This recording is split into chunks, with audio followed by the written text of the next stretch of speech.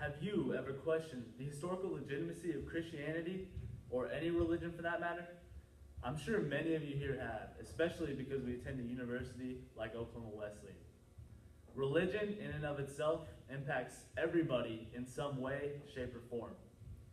The esoteric author that I'll be talking about today, Michael Bajan, really dedicated his life to religion. I'll be talking about who he was, what type of books he wrote, and why he's no longer read. I will first start off by discussing who Michael Bajan was. Then we will discuss what type of books he wrote. And to conclude, we will talk about why he is no longer popular. First and foremost, I will discuss who Michael Bajan was as a person and as an author. Michael Bajan was a very interesting person, to say the least. He was born in Nelson, New Zealand in 1948 and was really a world traveler because of his dedication to religion and his job occupation. Michael, he seemed to be a pretty well-educated man as well. He had his BA in psychology and his MA in mysticism and religious experience. He, besides being an author, he was also a professional photographer and the editor of a magazine called Freemasonry Today. He wrote and co-wrote many books from the early 1980s to the early 2000s. Some of his most popular books include The Holy Blood and the Holy Grail and Racing Towards Armageddon.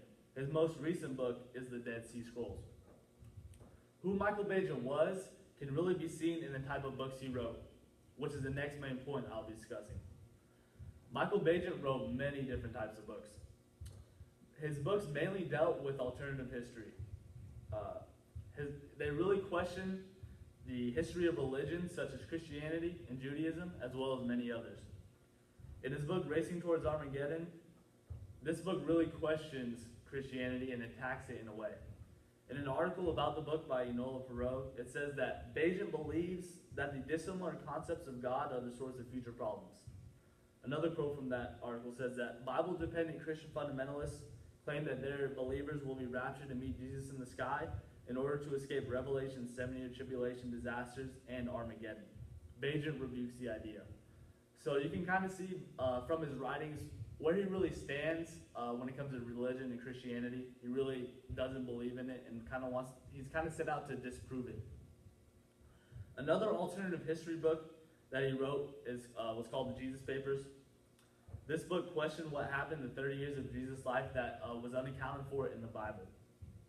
According to an article about the book, Bajan says that Jesus went to Egypt during these years and got the teachings for his ministry from Egypt.